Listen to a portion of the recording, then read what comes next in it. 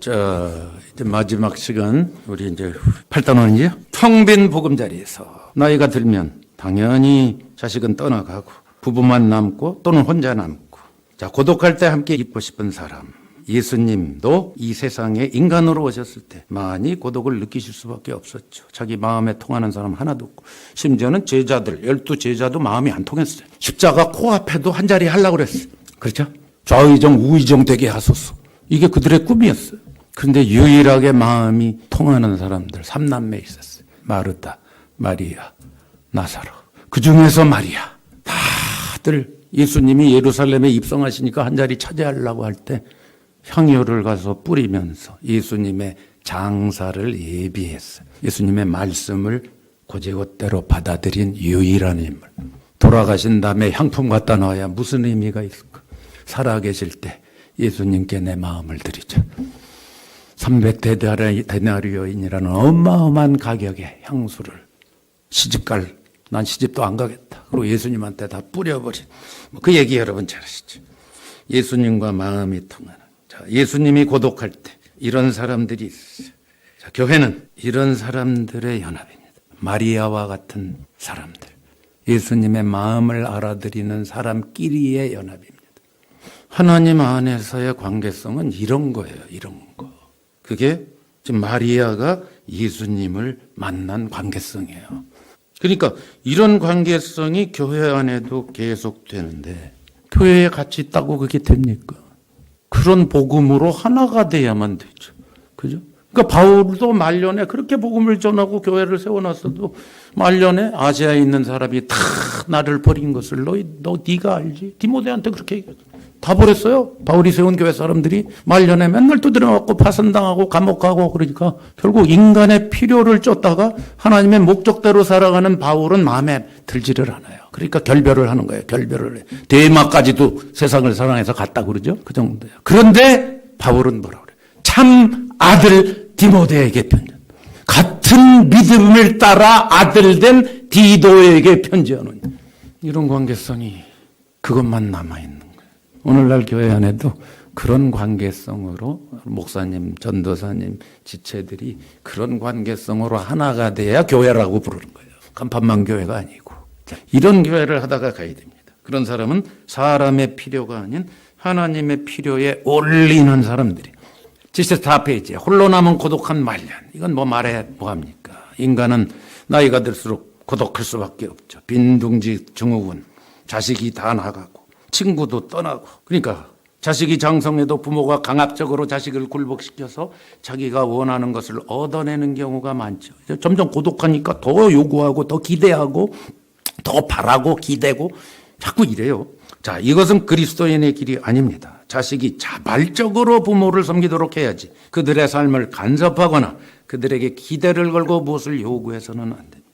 이게 되려면 복음을 똑바로 알아들으면 되죠. 아까 지금 앞에 7단원까지 얘기한 게 된 사람은 자식과의 관계에서도 기대 안 합니다.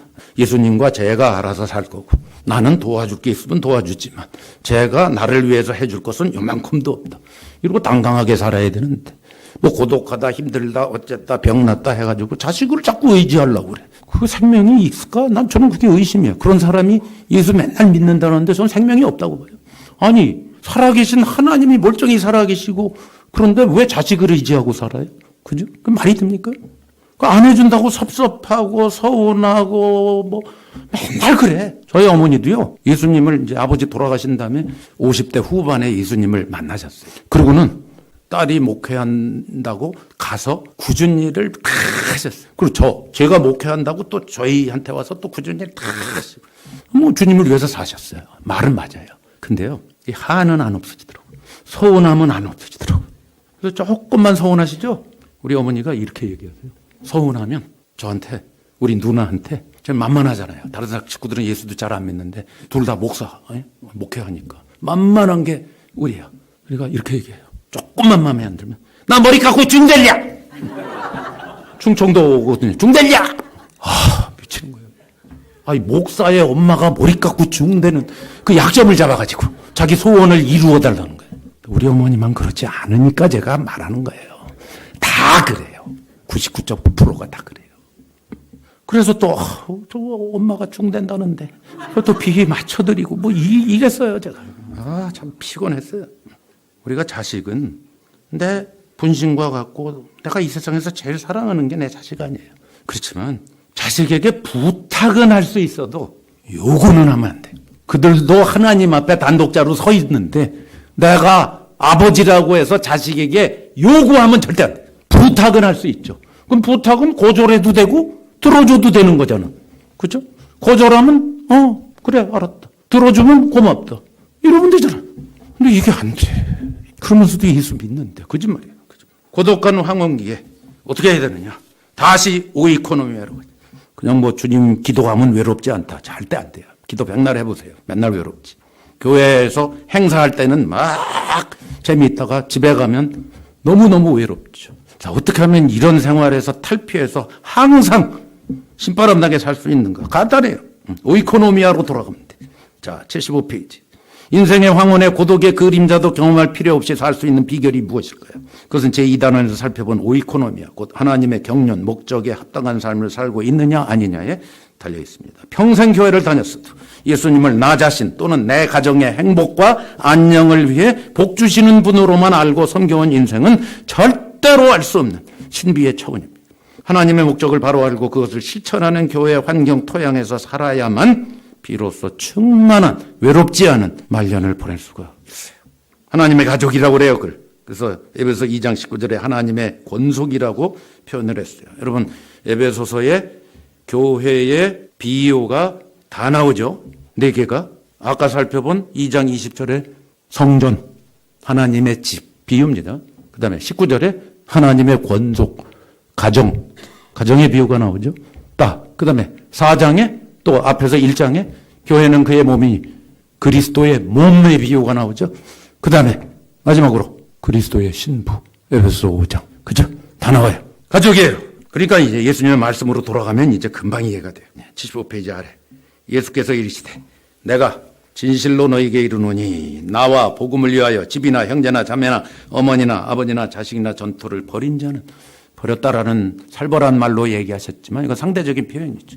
예수 그리스도가 먼저 그 말입니다. 예수 그리스도가 먼저인 자는 복음이 먼저인 자는 죽은 다음에 영생을 얻는다가 아니고 뭐예요? 현세에 있어 집, 형제, 자매, 어머니, 자식 전토를 100배나 받는다. 내세에는 당연히 영생이고 현세 저희를 세상에서 데려가려 함이 아니요. 예수님이 기도한 대로 현세에서 누구를 집, 전토, 가족 100배로 받는다. 교회죠, 교회. 여러분 그런 교회 생활 하십니까? 여러분과 지금 함께 교회로 살아가는 10명, 20명, 50명, 100명이 이런 사람들입니까? 아내, 남편, 자녀, 부모 못지않은 엄청난 가족입니까? 그렇다라고 믿자. 그거 말고 진짜 누가 내 어머니며 내 동생들이냐 하시고 손을 내밀어 제자들을 가리키고 나의 어머니와 나의 동생들을 보라. 쟤들이 나의 진짜 어머니고 동생. 그 어머니 동생 앞에서 한 얘기예요. 그들이 찾아왔어요. 그때 어머니하고 동생들이 찾아왔습니다. 그랬더니 누가 내 어머니요? 코앞에서 제자들 하나님의 뜻을 위해서 나랑 하나로 살고 있는 쟤들이 내 자매예요, 어머니라. 요한복음에 보면 부활하신 예수님이 너는 내 형제들에게 가서 이르되 내가 내 아버지 곧 너희 아버지 내 하나님 곧 너희 하나님. 이제 가족으로 부활하신 예수님께서 제자들이 완전히 가족이 돼서 my brothers 이렇게 아버지 하나님과 내 브라더 나는 맏아들 얘네들은 내 동생들 그 말입니다. 교회는 가족이에요. 그래서 갈라디아서와 로마서에서 2번 아바 아버지라고 부른다. 우리가 양자의 영을 받았다. 가족이 되었다. 이 말입니다. 로마서 8장 19절 29절에도 하나님이 미리 하신 자들을 또한 그 아들의 형상을 본받게 똑같이 예수님과 똑같은 존재가 되게 하셔서 많은 형제 중에서 맏아들이 되려고 하셨다. 동생들 줄줄이 거느리고 가정을 아버지와 함께 이꾸는 게 예수님의 꿈이다. 이 말입니다. 그게 현실에서 펼쳐져 주세요. 그게 교회입니다. 자, 이 본문과 맥을 같이 하는 건 수도 없이 많은데 여기 몇 개만 제가 얘기했죠. 이게 교회 공동체고 이건 그저 교회 활동하는 거 아니에요. 관계성이에요. 관계성. 이걸 노아라고 하는 거예요. 이제 이런 관계성 속에 들어와 있는 사람을 노아라고. 노인이 아니에요. 이제 노아야. 노아는 사랑을 듬뿍 받고 듬뿍 주는 관계성 속에서 존재해. 죽는 날까지. 자, 77페이지. 하나님의 가족 안에서 사랑의 수준은 그럼 뭐냐? 뭐 외로움을 달래주고 경로잔치 해주고 경로 관광해주고 단풍놀이 가고 그런 게 아니고, 그런 거는 이 세상 동호회에서도 보고 종교 타종교회도 보고 뭐 다 동창회에서도 볼 수 있는 모습입니다. 공산당원은 더 잘해. 우리는 차원이 달라. 차원이. 아버지와 아들의 수준에서 왔다 갔다 하는 차원의 관계성. 그게 요한복음 14장부터 이제 예수님이 본격적으로. 여러분, 요한복음 14장은 1절부터 저 끝절까지가 다 하나입니다. 예수 그리스도 안에 생명의 공동체를 성령이 보혜사가 와서 만들어서 아버지와 아들이 하나인 것처럼 저희도 하나가 되어 우리가 전부 하나가 되는 공동체를 이루겠다. 이 얘기를 자기 사람들만 모아놓고 1절부터 끝까지 쫙 얘기했는데, 애석하게 오늘날의 교회가 14장 1절부터 3절에서 끊고 6절에서 또 끊고 보혜사에서 또 끊고 이 짓을 해버렸어요. 그러니까 어떻게? 요한복음 14장 1절부터 3절.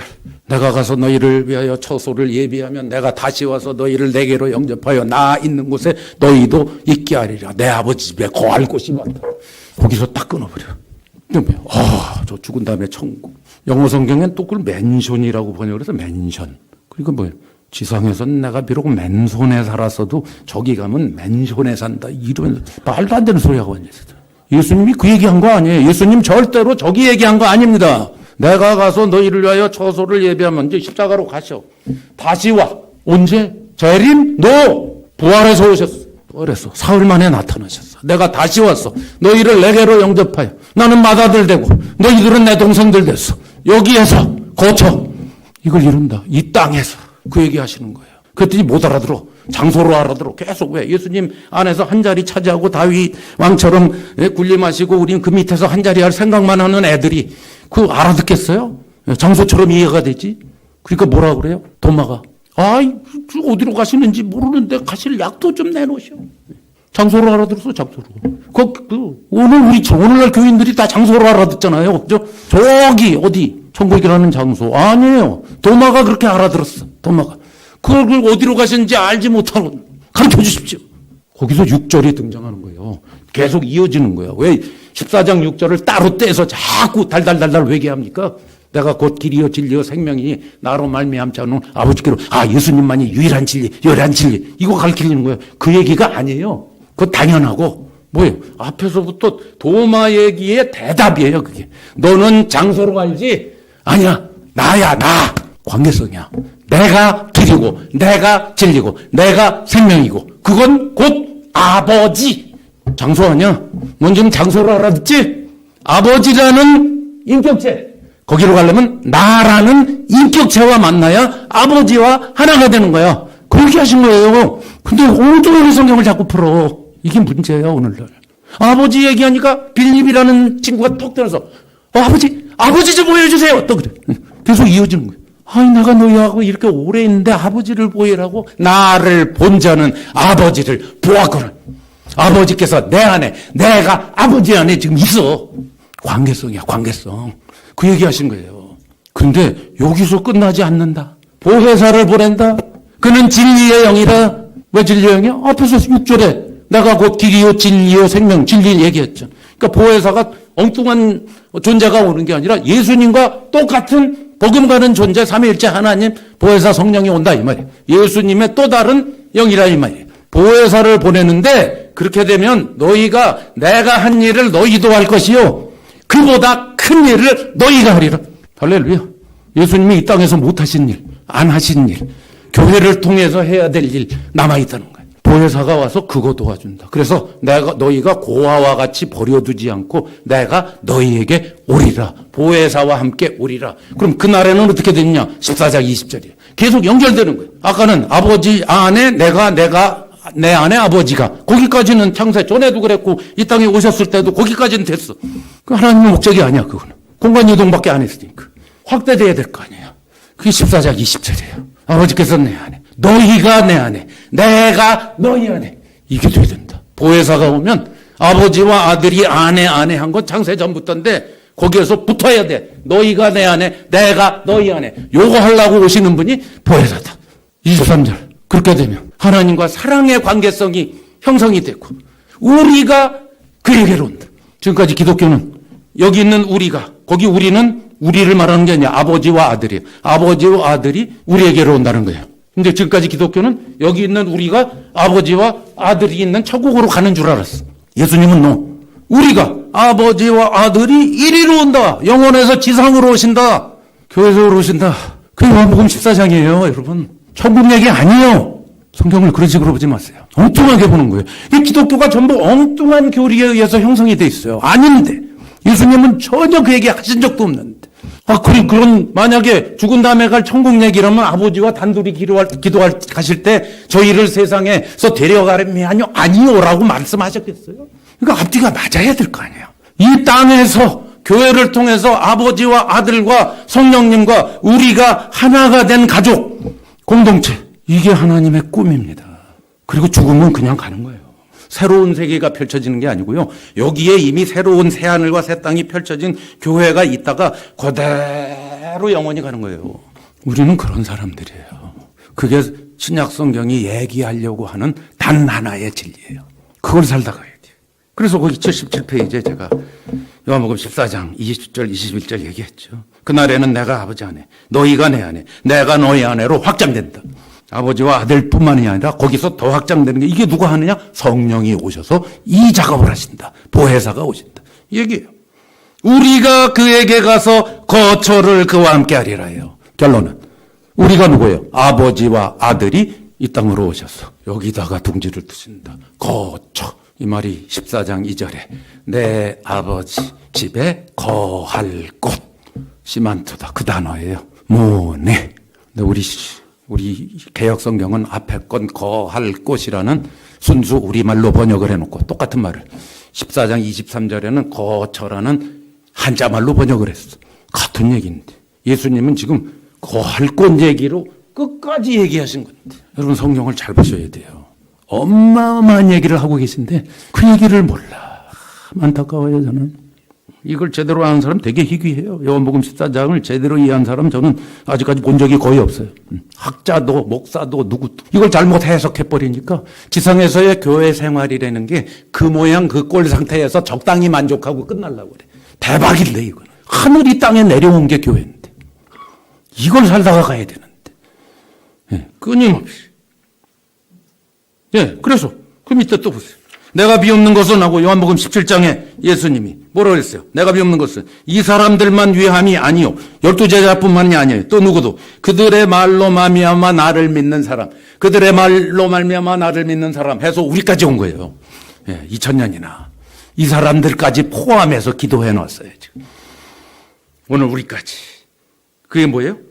내용. 아버지요. 아버지께서 내 안에 내가 아버지 안에 있는 것 같이 똑같이 삼위일체 하나님이 존재하는 것과 똑같은 게 이 땅에 내려와서 똑같은 삶을 살게 한단 말이에요. 그들도 다 하나가 되어 우리 안에 아버지와 아들 안에 있게 하사 세상이 그걸 보고 아버지께서 예수를 보낸 게 저건가 보다 하고 그게 전도예요. 그게 전도예요. 예수 믿으면 죽어도 천국 간다. 그게 전도가 아니라 하나님 아버지와 아들이 살아가는 삶을 우리가 그대로 살고 있는 모습을 교회 바깥의 사람이 보고 저거네. 그게 전도예요. 이는 우리가 하나가 된 것 같이 아버지와 아들이 하나 된 것 똑같은 경험을 누구도 그들도 하나가 되게 이 땅에서 곧 내가 그들 안에 있고 아버지께서 내 안에 계시어 그들로 온전함을 이루어 하나가 되게 하려 아버지께서 나를 보내신 것과 또 나를 사랑하심 같이 계속 반복되죠. 똑같아야 돼요. 그들도 사랑하신 것을 세상이 그 모습을 봐야 돼. 피도 한 방울 안 섞인 사람들인데 저 사람들이 어떻게 하면 이 세상 가정보다 더한 가정이 저기 생겼냐. 저거 뭘까? 비교를 봤더니 아버지와 아들이 생명으로 하나 된 거를 그대로 살아가는 사람들이네 까지 보여지게 돼야 된다. 그 예수님의 기도의 내용이에요.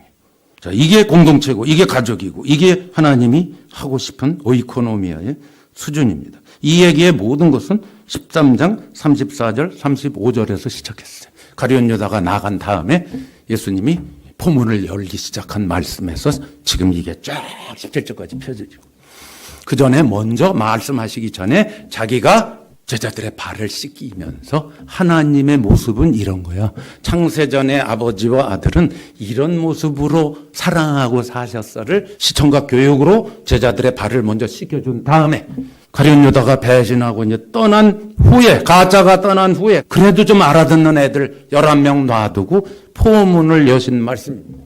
새 계명을 너희에게 주노니. 예, 계명, 10계명 뭐 이런 거 이제 몰라도 돼. 완전 이거 새로운 거다. 너희가 서로 사랑하라 해요. 이거 딱 하나밖에 없어요. 우리는. 교회는 뭐 하느냐? 다른 거 아무것도 안 했는데 사랑하는 거예요. 사랑. 근데 수준이 뭐예요? 내가 너희를 사랑한 것과 똑같이 사랑하라. 수준이 거기에요. 그냥 사랑 아니에요. 그냥 뭐 베풀고 뭐 밥 먹여주고 이 수준이 아니라 예수님이 우리 사랑한 것과 똑같은 수준의 사랑을 하는 게 교회다. 그렇게 되면 모든 사람이, 교회 밖의 사람이 너희가 내 제자인 줄 그때 알리라. 그게 전도다. 그 말이에요. 사랑하는 모습을 교회 밖에서 보고 깜짝 놀라는 거예요. 그게 전도예요. 그러면 너희들 왜 이렇게 사하니? 묻고 싶어요. 그 얘기를 한 게 베드로전서 3장 15절이에요. 너희에게 있는 소망에 관한 이유를 묻는 자들에게는 대답할 것을 항상 예비하고 있어. 묻지도 않았는데 가서 자꾸 얘기를 하지 말고 물어볼 때 얘기하란 말이에요. 물어볼 때. 그럼 물어볼 때 얘기하려면 물어보게 살아야지. 근데 오늘날 교회를 보고 묻고 싶을까요?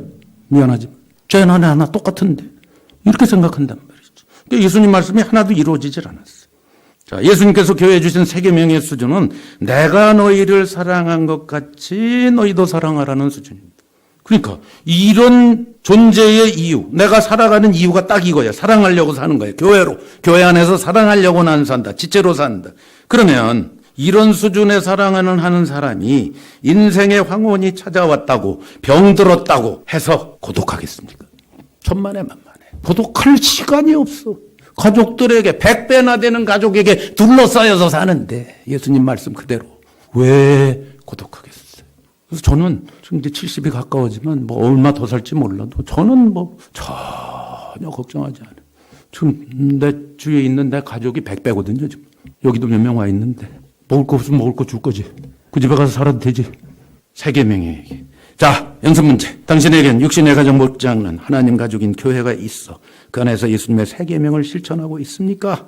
자, 이거에 대해서 우리가 답을 해야 돼요. 문제 2번. 당신의 인생에서 교회가 차지하는 비중은 어느 정도입니까?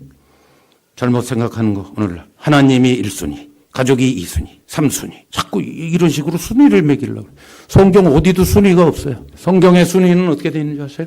다 얘기했어요. 세 계명이야. 아버지와 아들이 연장된 게 교회라는 동심원이 한가운데 차지하고 있어. 동심원이 아버지, 아들, 교회 하나가 돼 있어. 거기에 내가 있어. 이제 그 다음 동심원, 그 다음 동심원, 그 다음 동심원 이렇게 가는 거예요. 관계성의 범위가 그렇게 가는 거예요. 가장 가까운 사람, 그 다음에 이 세상의 모든 관계성이 그렇잖아요. 근데 한가운데 누가 있어요? 아버지, 아들, 성령님, 교회. 이게 한가운데 동심원을 차지하고 있고 그 다음에 가족도 있는 거고 회사도 있는 거고 이렇게 가야 돼요. 즉 교회에서 파견 나간 곳이 가정이 돼야 되고 교회에서 파견 나간 곳이 회사가 돼야 되고 비즈니스가 돼야 되고 이렇게 살아야 돼. 근데 자꾸 순위를 정해. 1순위, 2순위. 그 이단이에요 사실 그거. 관계성을 그렇게 매기면 안 돼요. 하나님과 함께 사는 가족이 동심원의 한복판 핵이에요. 핵. 거기에서 파견 나가는 것뿐이에요. 가정으로. 누구한테로 친구한테로 동창회로 파견 나가는 거야. 파견 나가는 거. 주미 한국 대사관이 대한민국이 파견 나와 있듯이 우리는 파견 나가는 겁니다. 그러니까 비중을 우리가 정확히 알아야 돼요. 2단원을 마치면서 교회에 어떤 조정이 많은 조정을 해야 됩니다. 자, 9단원으로 갑니다. 먼저 자러 들어가기 전에 우리 다 자러 들어갈 텐데 성경이 잔다고 합니다. 죽었다는 표현보다 이제 신약 성경은 잔다고 그래요. 왜? 깰 거니까. 잔이라, 스데반이 잔이라, 자는 자들에게는, 자는 자에게는 계속 성경은 잔다고 얘기해요. 왜? 깰 거니까. 자, 끝이 아니란 말이죠. 자, 아들의 이름에 죽을 사자를 넣은 아비. 뭐 읽어보시면 다 알죠. 에녹이죠. 에녹이 65년 동안 지멋대로 살다가 어마어마한 사건을 뭔가 경험했어요. 그러고 나니까 300년을 매일같이 하나님과 동행했다. 65세 때까지 지멋대로 살다가 300년을 동원하려면 천지개벽이 일어나는 뭔가 일어나야 돼. 그걸 우리가 알 수 있어요. 아들 이름을 보면 금방 알아요. 아들 이름에 죽을 사자를 집어넣었어. 무트 셀라에. 무트 히브리 말로 죽음, 셀라 보낸다. 세상에 어떤 아비가 자식 이름만 죽을 사자를 넣습니까? 왜 넣겠어요? 이래서 넣은 거예요. 65세까지 지멋대로 살다가 어느 날 하나님의 메시지를 들은 거예요. 네가 아이 낳을 텐데 그 아이가 죽을 때 전무후무한 심판을 보낸다 라고 얘기하신 거예요. 그랬더니 이걸 잊지 않으려고 아들을 부를 때마다 죽음 보낸다야, 죽음 보낸다야. 없어, 얘가 없어. 얘가 죽으면 심판이 와. 죽음 보낸다야, 어디 갔니? 맨날 죽음 보낸다를 부른 거예요. 그러다 보니까 하루, 이틀, 사흘, 300년을 갔다. 그 얘기예요. 성경에 넉 절밖에 안 써져 있지만 그 얘기한 거예요. 아들의 이름을 무드셀라로 지었다라는 말이 그 말이에요. 오늘날 우리가 이 엄청난 대박의 복음의 메시지를 들었다면 우리도 에녹처럼 살 수 있어요. 매일같이 365. 이게 교회 생활입니다. 자, 그걸 얘기하려고 쓴 거고 82페이지에 영원한 하늘집 1초 앞을 내다볼 수 없다. 우리는 언제 떠날지. 오늘 저녁에 예수님 재림하실 수도 있어요. 자, 오늘 저녁에 예수님 재림하기 이전에 내가 죽을 수도 있어요. 그죠? 둘 중에 하나는 먼저 벌어집니다. 네. 뭐가 먼저 벌어질지 아무도 몰라요. 예수님이 재림하시거나 내가 죽거나는 꼭 벌어집니다. 둘 중에 하나는. 뭐가 먼저인지는 아무도 몰라요. 그리고 둘을 다 예비하고 살아야 돼요, 우리가. 제가 한국 나오기 전에, 이번에 한국 나온 지 제가 한 열흘 됐는데, 한국 나오기 전에 제가 원래는 이스라엘을 가게 돼 있었어요. 근데 이스라엘을 여행을 갈 계획을 세워놓고 전부 이제 다 준비하고 딱 일주일 전에 하마스가 테러를 한 거예요. 그래서 제가 못 가게 됐어요. 1년 동안 준비를 했거든요. 미국의 성경박물관에서 주최하는 거라 그냥 여행단이 아니고 성경박물관에서 세계적인 학자들을 모아가지고 설명하고 데리고 다니는 열흘 동안의 프로그램이 있어서 야, 내가 이거 따라가면은 엄청 배우겠다. 그래서 1년 전부터 준비를 했는데 딱 일주일 남겨놓고 전쟁 터지는 바람에 그냥 하루아침에 무산되고 이렇게 됐어요. 제가 이걸 보면서 참 1초 앞을 내다볼 수 없고 오늘 저녁에 우리 죽을 수 있어요? 예수님 오늘 집에 가기 전에 재림하실 수도 있어요? 깨어 있어야 돼요. 그 얘기 하려고 그러는 거예요. 영원한 하나님의 집. 사도 바울은 담대하여 원하는 바는 차라리 몸을 떠나 주와 함께 거하고 있어. 그게 더 좋다. 왜? 핍박과 뭐 이런 게 많으니까. 예수님과 함께 사는 교회 생활도 좋지만 방해 공작 없는 아무것도 없는 완벽한 환경에 가서 살고 싶다. 당연한 꿈이죠. 그렇죠? 그런데 바울이 뭐라 했어요? 차라리 그게 낫지만 교회를 위해서 내가 살아야 되겠다. 결국 이 얘기하고 있는 거예요. 오늘 우리도 이 자세로 살아야 돼요. 가는 게 좋지만 살아 있어야 좋은 이유. 너희를 세상에서 데려가려 함이 아니요를 우리가 살아가야 돼요. 그게 우리가 사는 이유입니다. 차라리 죽는 게 나아요. 여러분 그거 아시죠? 차라리 죽는 게 나아요. 여러분 젊은 사람들 모르죠? 제가 옛날에 한국에서 50여 년 전에 살 때요. 시내버스를 타고 학교를 왔다 갔다 했는데 거기에 종로에서 청량리 중량교로 가는 시내버스가 있었어요. 그때 차장이 있잖아요. 차라리 죽는 게 나아요. 차라리 죽는 게 나아요. 그래요. 청량리 중량교 가요를 빨리 발음하니까 차라리 죽는 게 나아요. 차라리 죽는 게 나아요. 그래서 옆에 가서 우리가 맨날 놀려. 차라리 죽는 게 나아요. 차라리. 그러니까 짓궂게 이제 놀리더니 사도 바울이 지금 그 얘기하는 거예요. 차라리 죽는 게 나아. 왜? 주님과 영원히 거하니까. 그건 맞아. 그렇지만 이 땅에서 살아있을 이유가 분명해야 돼요. 그걸 제가 오늘 아침 지금 이 시간까지 설명드린 겁니다. 자, 그러면 죽으면 어떻게 되느냐? 하늘에 있는 영원한 집이 쫙 펼쳐진다. 고린도후서 5장이 그 얘기하네요. 죽음으로 죽음의 권세를 물리치셨다. 83페이지. 이거 뭐 히브리서 얘기, 제가 거기에 골로새서 얘기 다 표현했죠. 다 아는 겁니다. 불멸의 사실이 있습니다. 예수님께서 죽음의 문제 깨끗하게 처리해냈기 때문에 우리는 죽어도 아무 상관없어요. 그냥 잔다고 그래. 그러면 살아있을 때 뭐 하고 가는 거냐? 교회 공동체를 지체로서 섬기는 일에 올인하다가 가는 겁니다. 자, 그 얘기를 제가 그 밑에 써놨어요. 84페이지 아래. 요한복음 나와 있는 예수님의 말씀으로 쭉 설명을 했고요. 이게 우리의 존재 이유고 아까 얘기한 베드로전서 3장 15절이 이런 맥락에서 나온 겁니다. 소망에 관한 이유를 묻는다. 왜? 차원이 다르게 살아가니까. 세상 사람들과 동떨어진 삶을 사는 사랑의 공동체가 저기 있으니까 물어보게 돼 있다. 더더군다나 나이가 60, 70, 80인 사람이 그렇게 사는 모습은 희귀하거든요. 지상에서. 그걸 보면은 물어보게 돼 있어요. 우리 노년들이 그런 공동체로 한번 살아보다 가야 돼요. 궁금하게 만들어야 돼요. 이 세상 사람들. 자, 경주를 마치면 결국 굿나잇 하고 가는 거예요. 우리는 깰 거기 때문에 굿나잇 잠자는 거예요. 자, 연습 문제 87페이지. 중요한 것은 바울처럼 내게 사는 것이 그리스도니 죽는 것도 유익함이라. 이 고백을 담대하게 할 수 있는 거예요. 그러려면 살아있는 이유가 있어야 돼요. 자, 문제 2번. 고린도후서 4장 18절에서 우리가 주목하는 것은 보이는 것이 아니요 보이지 않는 것이다. 보이는 것은 잠깐이고 보이지 않는 것은 영원하다. 뭐냐 이게. 잠깐 보이는 것은 이 세상의 모든 치장, 화려함 이런 거랬죠. 크리스마스 트리 보이는 겁니다. 보이지 않는 영원한 거 하나님의 가치입니다. 우리는 이걸 위해서 살다가 가는 겁니다. 자, 10단원 적신에서 적신으로. 자, 우리가 빨간 몸으로 왔어요. 알몸으로. 이제 빨간 몸으로 관에 들어갈 거예요. 그러니까 지금 어떻게 살아야 되느냐가 결론이 딱 나오죠. 그 얘기입니다. 삭개오 얘기를 제가 예를 들었어요. 삭개오도 예수님을 만나서 새로운 차원을 보게 되니까 평생을 토색하고 남의 돈 떼먹고 살던 인간이 예수님을 딱 만나더니 제사장의 반을 가난한 자에게 오고 나머지 반 갖고 4배씩 깎았나이다. 가치관이 확 뒤집혔어요. 여러분 반 나눠주고 나머지 반 갖고 4배씩 갚으면 살겠다는 얘기야 죽겠다는 얘기. 난 죽어도 좋아. 굶어도 좋아. 가치관이 휘가닥 바뀌어야 돼요. 삭개오처럼. 이런 일이 교회에서 계속 일어나야 돼. 인간 말종이었는데 거기에서 예수님 만나고 나더니 완전히 딴 사람으로. 이런 역사들이 교회 안에서 계속 벌어져야 됩니다. 90페이지. 빈손으로 갔다가 빈손으로 가는 인생. 욥의 케이스를 얘기했죠. 욥이 한 고백이 디모데 전서에서 바울이 한 고백과 거의 비슷해요. 내가 모태에서 알몸으로 적신으로 나왔은즉 또한 적신으로 돌아간다. 디모데 전서에서 바울이 6장에서 우리가 세상에 아무것도 가지고 온 것이 없습니다. 또한 아무것도 빈손으로 왔다가 빈손으로 간다. 최희준이라는 사람 선지자가 얘기했죠. 하숙생이라는 노래에서 2절에 인생은 벌거숭이 빈손으로 왔다가 빈손으로 가는 거. 성경이에요. 성경 말씀을 여행가에다 집어넣더라. 사후 대책을 세워야 돼요. 노후 대책만 자꾸 세우지 말고 사후 대책을 세워놔야 돼. 그건 뭐냐? 91페이지. 청지기 인생이라는 거예요. 돈도 시간도 물질도 자식도 누구도 재능도 다 하나님 거고 내 건 하나도 없다. 이 진리가 몸에 딱 들어와야 되는데 이게 나이 많은 사람이 이게 됩니까?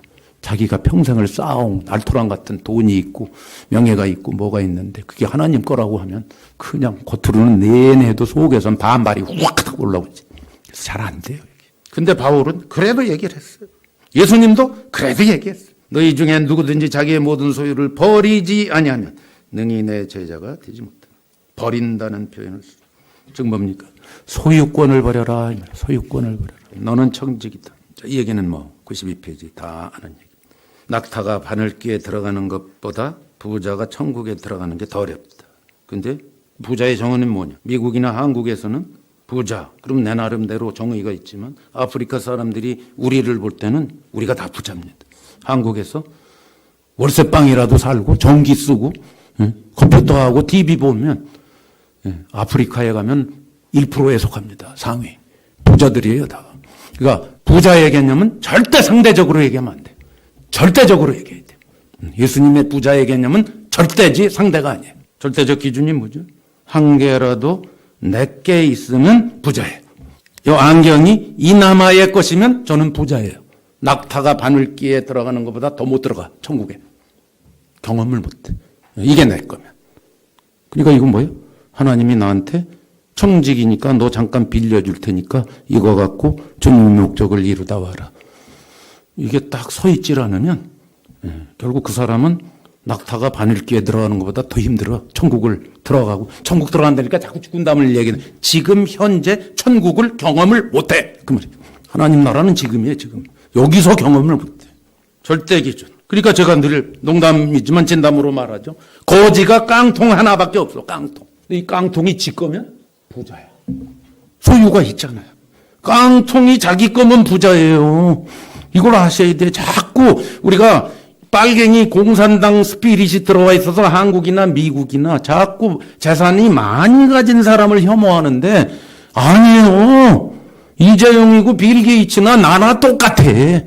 부자야. 하나님이 볼 때는. 재산이 더 있다고 부자가 아니에요. 굳이도 깡통이 지 거면 부자라니까. 빌 게이츠 같은 사람도 나는 청지기일 뿐이야. 그러면 부자가 아닌 거예요. 이 절대적 정의를 바로 내려야 교회 안에서도 이 물질 문제가 해결이 되는 거예요. 93페이지. 있어야 할 자리에 있어야 한다. 뭐 다 알죠. 백합화, 공중의 새 다 얘기하셨어요. 하나님의 나라, 먼저 그의 나라를 구하라. 다 얘기했어요. 94페이지에. 너희를 위하여 보물을 땅에 쌓아두지 말고 하나님을 위하여 보물을 하늘에 쌓아두라라고 성경을 엉뚱하게 읽어. 그죠? 하나님을 위해 쌓으라는 말 한마디도 없어, 성경에. 너희를 위하여 쌓으라 그랬지. 지금 무슨 말입니까? 예수님이 심플리 뭐라고 해요? 너희들이 지금 사용하고 있는 은행이 형편없으니 좋은 은행으로 사용하여 주기 바람. 이게 마태복음 6장 19절 20절이에요. 은행을 바꾸기 바람. 광고예요, 광고. 부담이 아니에요, 이거는. 도적도 누구도 절대로 범할 수 없는 은행인 하늘은행에다가 집어넣어. 그 말이에요. 광고지. 강압이 아니에요. 근데 우리는 하나님을 위하여 보물을 하늘 자꾸 이렇게 알아들어. 그러니까 자꾸 알토란 같은 내 돈 이렇게 생각이 드는 거예요. 하나님 건데 전부. 두 주인을 섬기지 말라 이렇게 자꾸 들어. 예수님은 그 얘기 한마디도 하죠. 두 주인은 섬길 수 없어 이렇게 말했는데 자꾸 말라 명령으로 들어. 그러니까 이게 성경을 지 맘대로 자꾸 써. 두 주인은 안 돼. 두 남편 섬기는 여자도 있고 두 주인 뭐 다 많은데 두 주인은 안 됩니다. 옛날 주인과 종 사이에서는 절대 두 주인을 섬길 수가 없어요. 그 얘기 하신 거예요. 너 왜? 불가능. 하나님과 재물을 겸하여 섬길 수 없느니라. 섬기지 마! 그런 게 아니라 섬길 수 없어. 불가능해. 이거면 이거고 저거면 저거야. 끝! 이렇게 얘기하신 거예요. 자, 성경을 바로 알아야 돼요. 광고 말씀이에요. 전부 광고 말씀. 자, 연습 문제. 1번. 삭개오의 이야기. 이 사람이 왜 이렇게 됐나? 뭐 아시죠, 여러분? 예수님 말씀, 삭개오야 내려와라. 내가 너희 집에 유하야겠다. 예수님이 교제를 신청한 그 메시지 하나에 뒤집어졌어요. 삭개오의 마음이 열려있던 사람이 예수님의 초청에 그냥 뒤집어진 거예요. 2번. 당신은 혹시 당신의 소유가 주님의 것이고 당신은 청직이라는 말에 은근히 화가 나고 부담스럽습니까? 아니면 안심이 됩니까?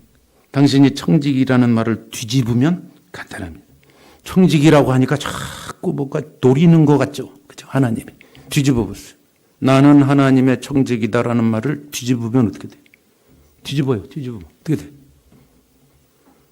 하나님께서 나는 너의 주인이다.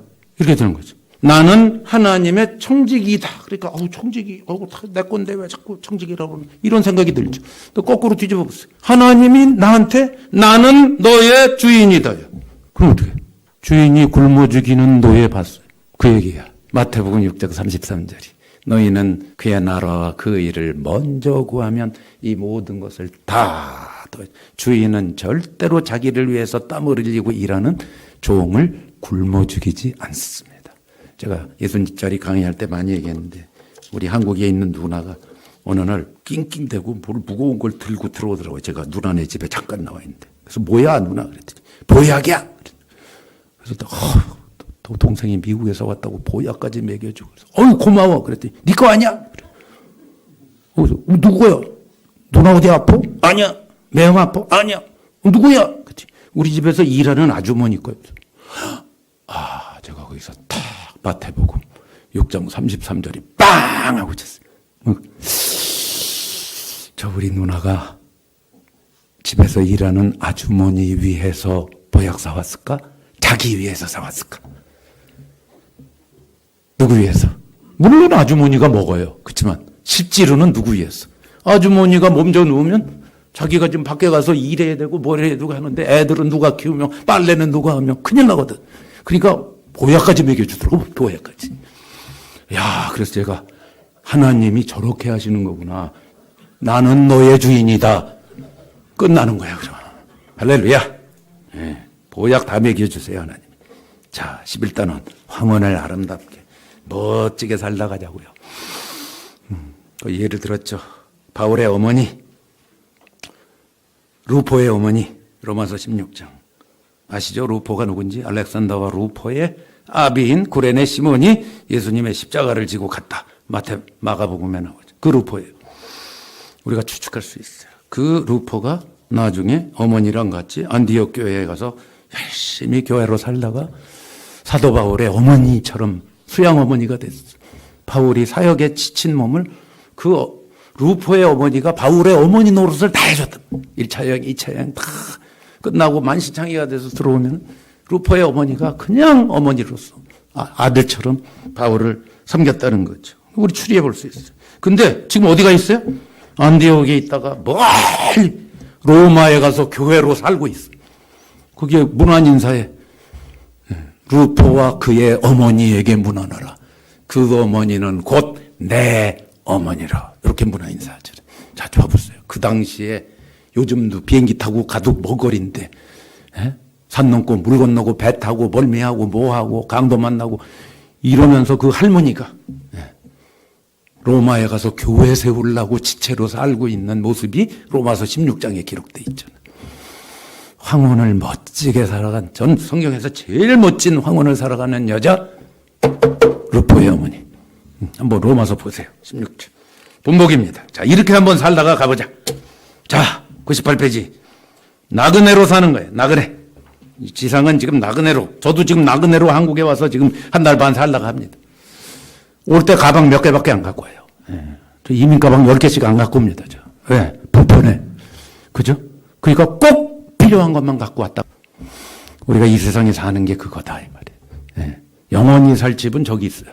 근데 여기에 임시로 살아야 될 목적이 있어.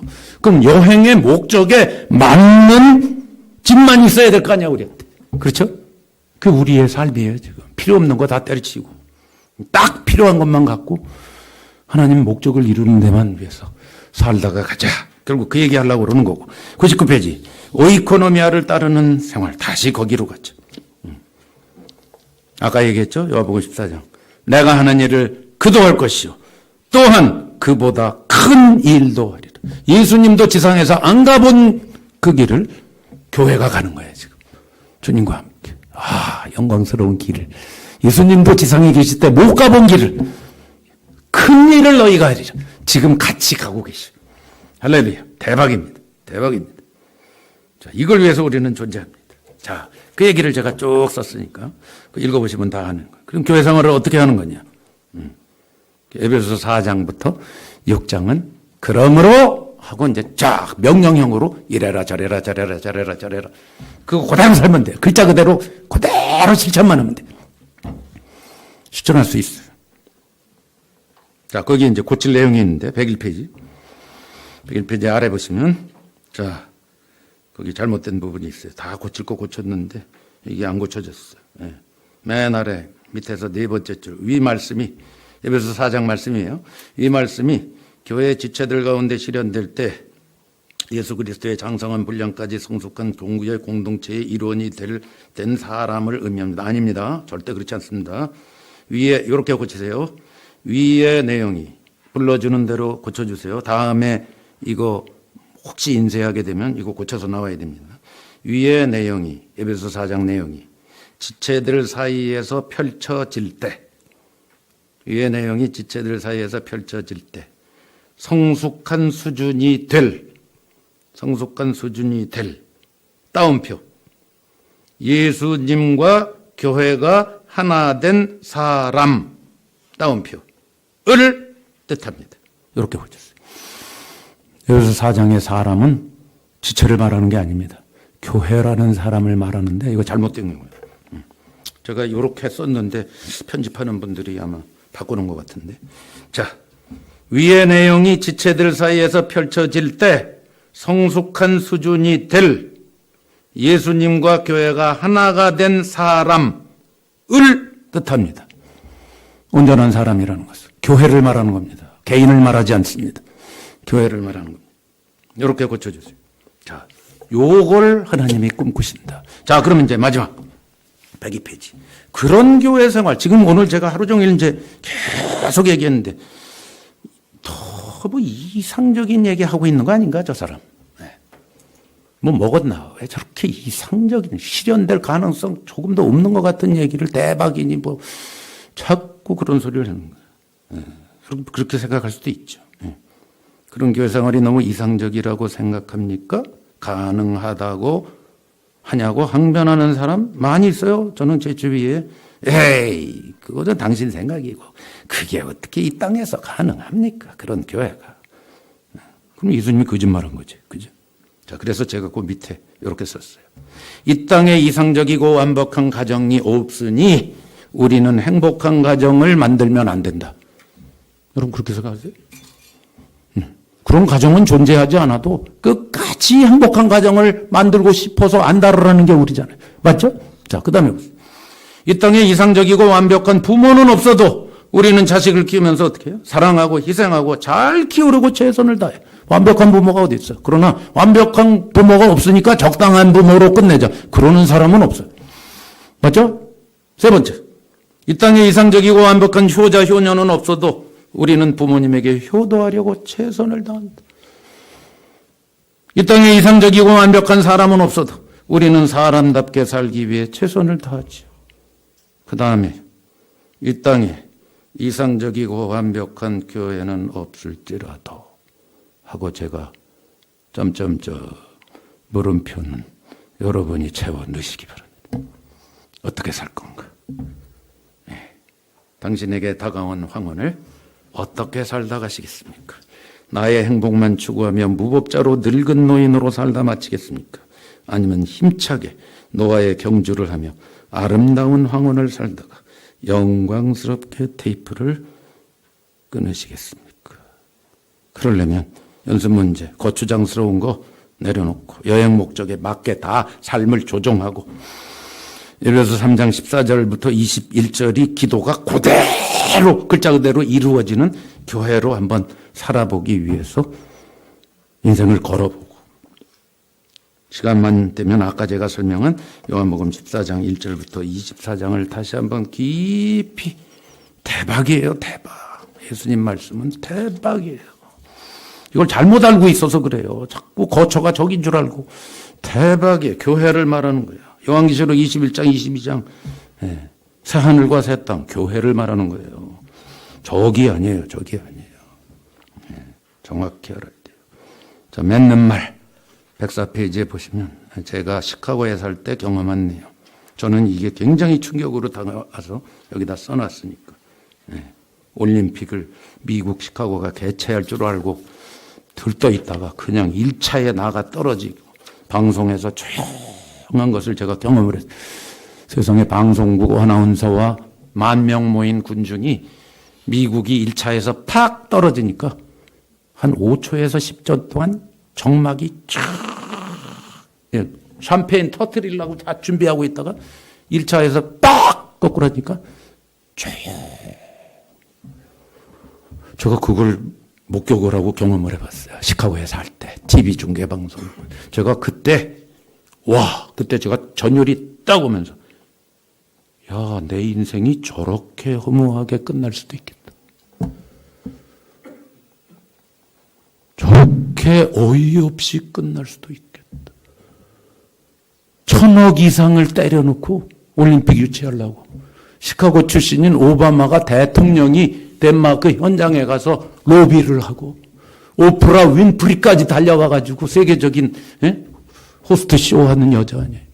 미국의 명사들이 나가가지고 미국의 시카고로 밀어주세요 했는데 1차에서 팍 떨어졌어요. 제가 그걸 보면서 저거 내 인생도 저럴 수 있어. 아주 그냥 소름이 쫙 끼친 장면이라 제가 여기다 써놓은 거예요. 우리가 말년에 마지막에 어떻게 끝날 것인가? 소름 끼치는 인생을 살다가 끝일 것인가? 아니면 영광스럽게 교회로 살다 갈 것인가? 여러분과 저의 몫입니다. 자, 마지막으로 106페이지 에베소 1장 17절 23절 말씀을 같이 읽고 마치겠습니다. 시작.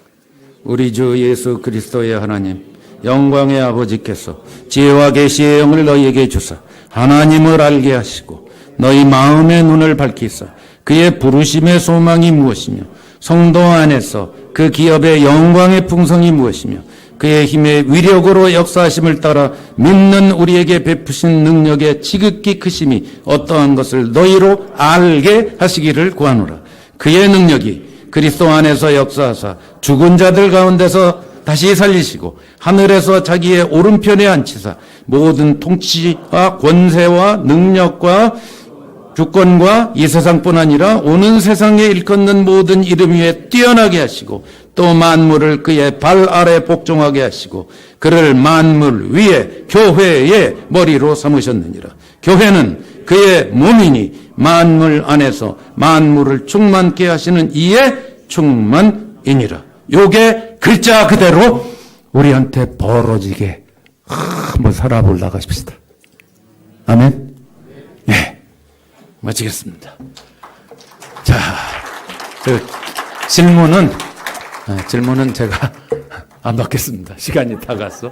근데 만약에 여러분이 너무 이건 꼭 알고 싶다 해서 질문하고 싶으면 제가 이메일 드릴 테니까 여기다가 질문을 써주세요. 제 이름 남할리. 제가 이남하니까 남할리. 제가 55년생이에요.